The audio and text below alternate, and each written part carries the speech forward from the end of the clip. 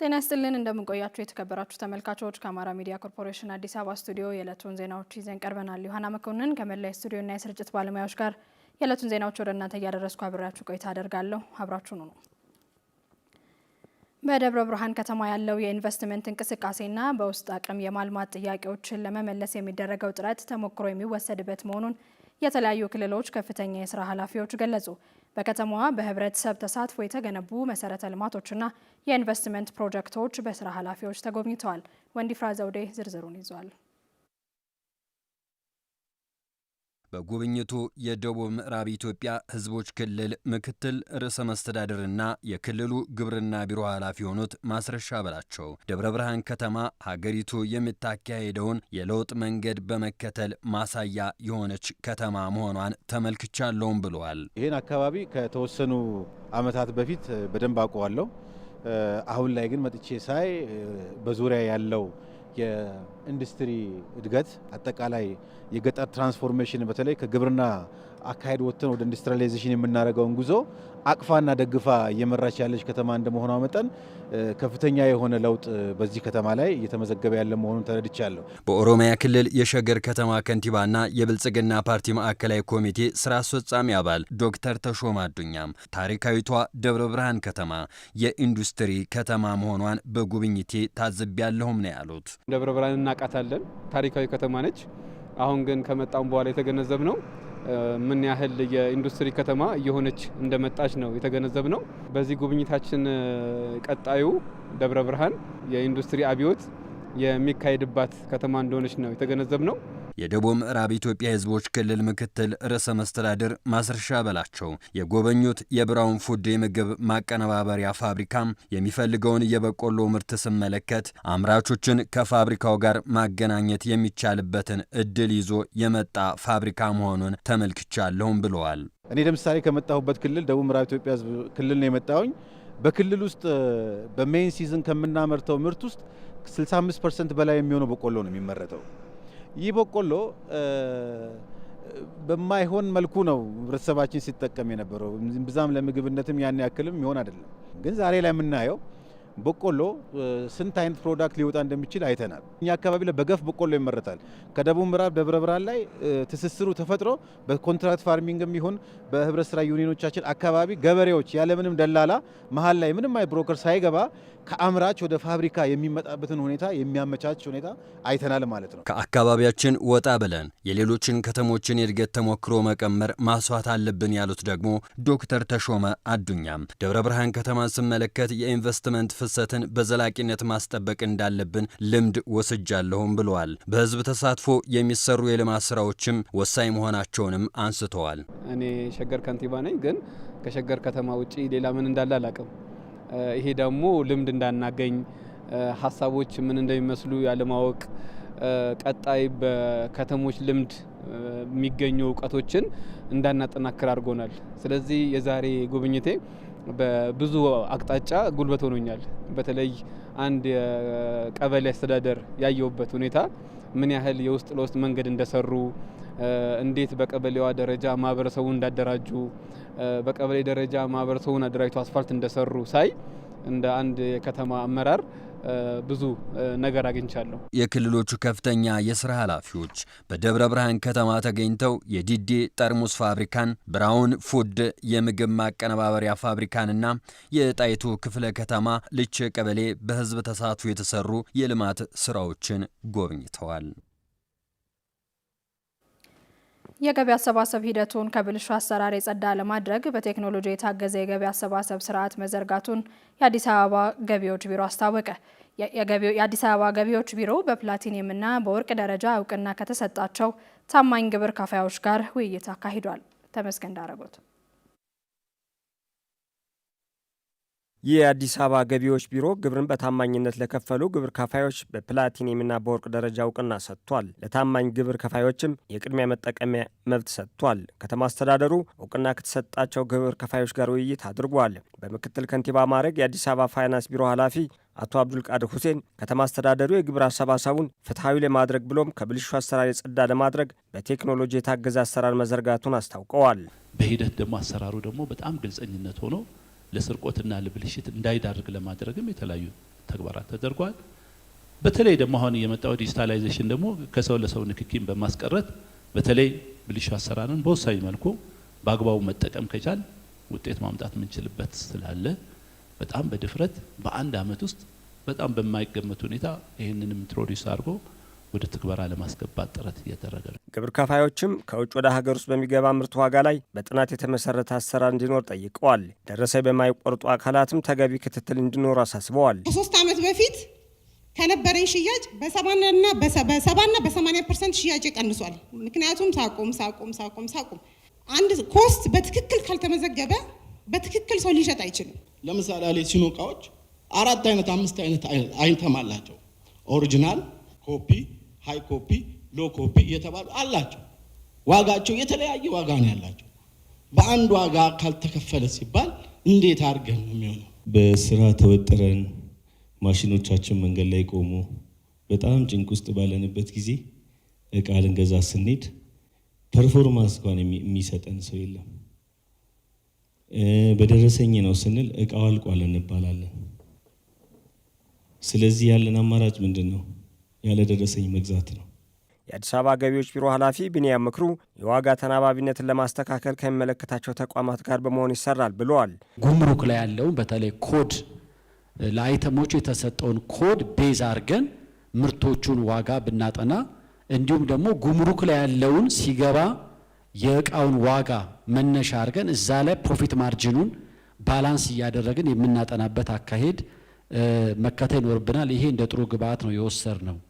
ይሄ ሆኖ እያለ ግን አሁንም እዚህ ቤት ላላችሁ ሰዎች የምንሰጣችሁ ሀሳብ ምንድነው? ከገበያ ጥናቱ ጋር በተገናኘ አንደር ኢንቮይስ የተደረገውን እናንተም ታውቃላችሁ። ያንን ኮምፕሮማይዝ አናረግም። ግብይትን በደረሰኝ ማካሄድ እየተሻሻለ ቢመጣም የበለጠ የቁጥጥር ስርዓቱን ማጠናከር እንደሚገባ በምክትል ከንቲባ ማዕረግ የአዲስ አበባ ፋይናንስ ቢሮ ኃላፊ አቶ አብዱልቃድር ሐሰን ተናግረዋል። ያው የሚያጋጥሙ ችግሮች አሉ።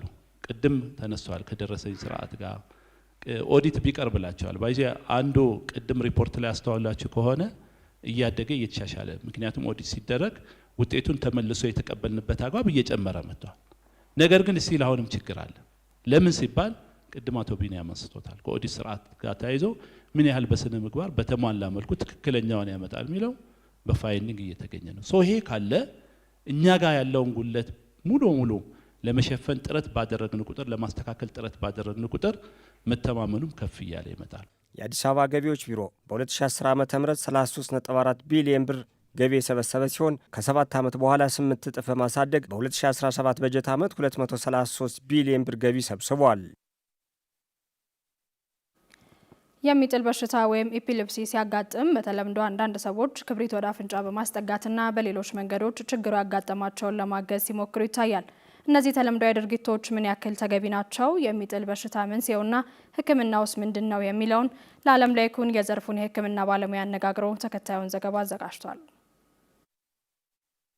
የዓለም ጤና ድርጅት መረጃ እንደሚያሳየው በዓለማችን ላይ ከ65 እስከ 70 ሚሊዮን የሚሆኑ ሰዎች በኤፒሌፕሲ ወይንም ደግሞ በተለምዶ ያጠራሩ የሚጥል በሽታ እየተባለ በሚጠራው ህመም ይጠቃሉ። እነዚህ ሰዎች ግማሾቹ ወደ ሕክምና ተቋም ሲሄዱ፣ ቀሪዎቹ ደግሞ በተለይም እንደ ኢትዮጵያ ባሉ ሀገራት ከተለያዩ አመለካከቶች ጋር በማያያዝ ወደ ሕክምና ተቋም ሳይሄዱ የሚቀሩ እንዳሉ ይነገራል። በደብረ ብርሃን ከተማ ምን አይነት ተሞክሮና ገጠመኝ አላቸው? እነሱን እናነጋግራለን። በሚጥልህ ጊዜ ሰው ምን አይነት ድጋፍ ነው የሚያደርግልህ ነበር? ማለት የሰው ግንዛቤ ምንድን ነበር የሚመስለው? እሱ የሚመስለው ያው ልክፍት ብለው ነው የሚያስቡት። እንደዚህ በሚጥል ሰዓት ክርቢት ያጨሳሉ ወይም ደግሞ ውሃ ያፈሳሉ። ተላልፋል ብሎ የሚሸሽ ሰው አለ። ሕክምና እንዳለውስ እርሶ ቀድሞ ያውቁ ነበር? እኔ ምን ያው ሕክምና እንዳለው ሞር ብዙም አይደለም አለው ብዬም አላምንም ነበር። ስመረመር በዚህ ሳይድ መድኃኒቶች አሉት ይድናል የሚል ሐሳብ ሰጡኝ። በዛን አግባብ ወደ ሕክምናው ውስጥ ነው የገባሁት። ስለ ኢፒሌፕሲ ወይንም ደግሞ በተለምዶ አጠራሩ የሚጥል በሽታን በተመለከተ ከአንጎል ህብለሰረሰርና ነርቭ ዘንግ ጡንቻ ሕክምና ስፔሻሊስቱ ዶክተር መስፍን በኃይሉ ጋር አጠር ያለ ቆይታ እናደርጋለን።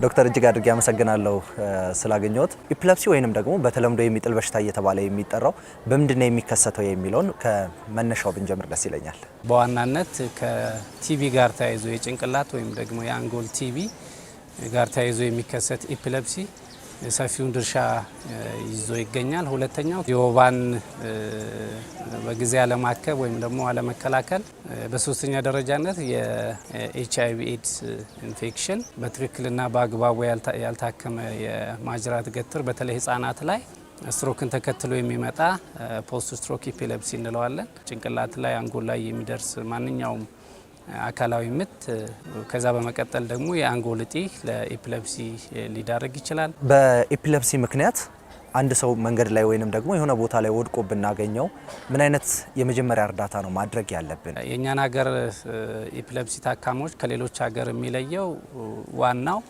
እና ትልቁ ነገር ታማሚዎች በቶሎ ወይም ደግሞ በአስቸኳይ ወደ ሕክምና ቦታ አይመጡም። እንግዲህ ክብሪት ማጨስ በጣም የተለመደ ነው። አጉል ልማድ ተብሎ ነው የሚታሰበው። ምንም ከኢፒሌፕሲ ጋር የሚያገናኘው ነገር የለም።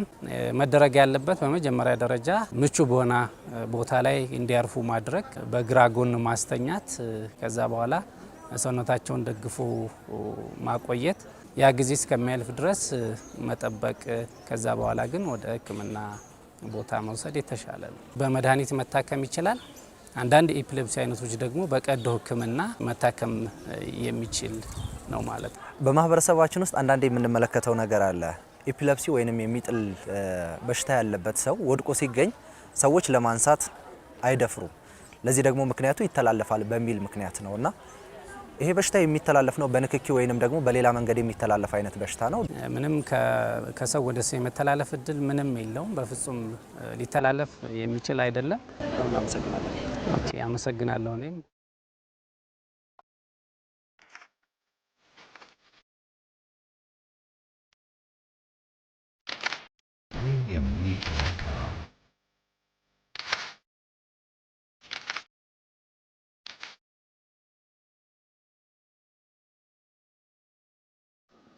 ስለ ሴቶች የነበረውን የአይችሉም እሳቤ በመቀየር ለአቻዎቻቸው ምሳሌ ሆነዋል። ጎን ለጎን ድርሰትና የተውኔት ጽሑፎችን የሚያዘጋጁት እኚህ ሰው በሴት ጋዜጠኝነት ፈርቀዳጅ ናቸው። ጋዜጠኛ ሮማን ወርቅ ካሳሁን የዛሬው የማናቸው የዜና አምዳችን ትኩረት ናቸው። መሰረት መቅጫ ታቀርበዋለች። ጋዜጠኛ ብቻ አልነበሩም።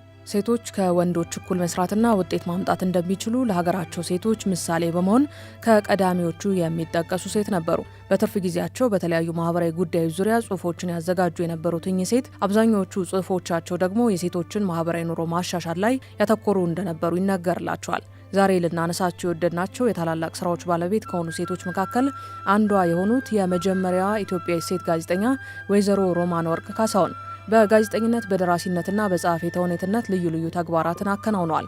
የመጀመሪያው ኢትዮጵያዊ ሴት ጋዜጠኛ ወይዘሮ ሮማን ወርቅ ካሳሁን የተወለዱት በ1914 ዓ.ም በአዲስ አበባ ከተማ ነበር። እድሜያቸው ለትምህርት ሲደርስ ቅድስተ ሥላሴ ቤተክርስቲያን መንፈሳዊ ትምህርት ቤት ገብተው የቤተ ክህነት ትምህርት በመማር ዳዊት ደግመዋል። ከዚያም በስዊድን ሚስዮን ትምህርት ቤት በመግባት ዘመናዊ ትምህርት ወስደዋል። በትምህርት ቤት ቆይታቸው የቀዳሚነት ደረጃን በመያዝ በአውሮፓውያን መምህሮቻቸው ይሸለሙ እንደነበር ይነገርላቸዋል። ከአውሮፓውያን መምህራን ያገኙ ዘመናዊ ትምህርት እንዲሁም በጥናትና ንባብ ያዳበሩትን እውቀት ይዘው ጥር 1939 ዓ.ም በወቅቱ የማስታወቂያና ፕሮፓጋንዳ ሚኒስቴር ተብሎ ይጠራ በነበረው መስሪያ ቤት የመጀመሪያዋ ሴት ጋዜጠኛ በመሆን ተቀጠሩ። ወይዘሮ ሮማን ወርቅ የሴት ልጅ ሚና ወደ ጓዳ ነው የሚለውን የወቅቱን የህብረተሰቡን አመለካከት በመጋፈጥ በማስታወቂያ ሚኒስቴር ውስጥ በተሰጣቸው የሬዲዮ ጋዜጠኝነት ስራቸው የተለያዩ ጽሁፎችንና ዜናዎችን በማዘጋጀት በቆንጆ አንደበታቸው ሲያነቡ በዜና አቀራረባቸውና በፕሮግራም ዝግጅታቸው በህዝብ ከፍተኛ ተወዳጅነትና አድናቆትን ለማግኘት ብዙም ጊዜ አልወሰደባቸውም ነበር። በወቅቱ ብዙ ፈተናዎችን ተቋቁሞ በዝግጅቶቻቸው ላይ የተለያዩ ማህበራዊ ጉዳዮችን የሚዳስሱ ስራዎችን በማቅረብ ህዝቡን ሲያገለግሉ በትምህርት ገበታ ላይ ለነበሩ ሴት ልጆች ደግሞ የበጎ ተግባር ምሳሌ ተደርገው ይቆጠሩ ነበር።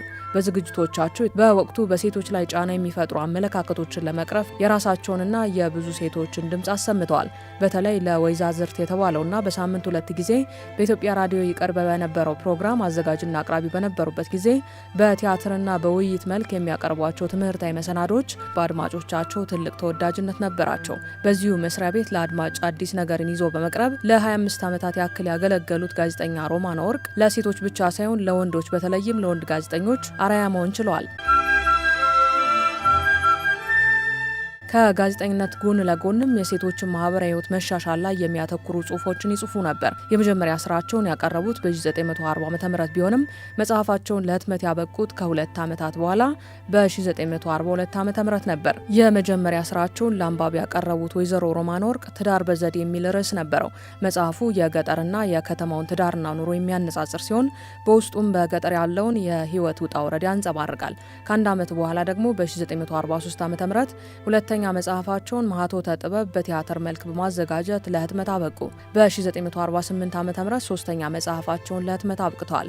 ከዚህ በተጨማሪ ወይዘሮ ሮማን ወርቅ ጽሁፎቻቸውን በተለያዩ ጋዜጦችና መጽሔቶች ላይ በማሳተም በህትመት መገናኛ ብዙሃን ላይም የቀዳሚነት ሚናን ተጫውተዋል። የመነን መጽሔት አዘጋጅ ከመሆናቸውን በተጨማሪ የሴቶችን ህይወት የሚመለከቱ ልዩ ልዩ ትምህርታዊ ጽሁፎችን በጋዜጦችና በመጽሔቶች ላይ በመጻፍም የታወቁ ነበሩ። ወይዘሮ ሮማን ወርቅ በሙያቸው ላበረከቱት አስተዋጽኦና ላሳዩት ከፍተኛ ስራ የተለያዩ ሽልማቶችን አግኝተዋል። ከሽልማቶቹ መካከል ከኢትዮጵያ ንጉሠ ነገሥት መንግስት የወርቅ ሜዳሊያና በ1956 ዓ.ም ደግሞ የኢትዮጵያ ደራሲያን መታሰቢያ ሽልማት የብር ሜዳሊያ ይጠቀሳሉ። የመጀመሪያዋ ሴት ጋዜጠኛ ደራሲና ጸሐፊ ተውኔት ወይዘሮ ሮማን ወርቅ ካሳሁን መጽሐፍትን አዘጋጅተው ለህትመት ለማብቃት በዝግጅት ላይ እንደነበሩ ባጋጠማቸው የጤና ችግር በሕክምና ሲረዱ ቆይተው በ1964 ዓ.ም ከዚህ ዓለም በሞት ተለይተዋል። አዲስ ዘመን ጋዜጣ በግዛቸው አሻግሬ የተዘጋጀው የጋዜጠኞች ወግ መጽሐፍና መዝገበ አእምሮ የመረጃ ምንጮቻችን ናቸው።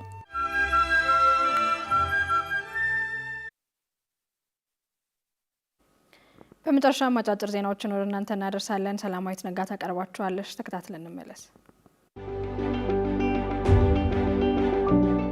ቦርዱ 7ኛውን ጠቅላላ ምርጫ ለሚታዘቡ 45 የሀገር ውስጥ ታዛቢዎች የእውቅና ሰርቲፊኬት ሰጠ። የኢትዮጵያ ብሔራዊ ምርጫ ቦርድ 7ኛውን ጠቅላላ ምርጫ ለሚታዘቡና መስፈርቱን ላሟሉ 45 የሀገር ውስጥ ታዛቢዎች የእውቅና ሰርቲፊኬት መስጠቱን አስታውቋል።